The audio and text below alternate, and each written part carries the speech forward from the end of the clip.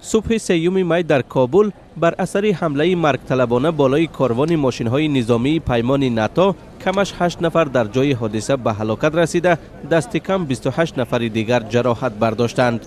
سخنگوی وزارت امور داخلی افغانستان نجیب دانش گفت که اکثر قربانی‌ها افراد ملکی بودند.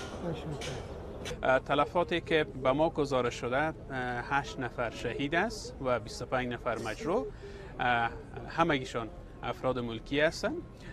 هدف انتحار کننده کاروان از نیروهای بین المللی بوده که از این ساحه می گذشتند.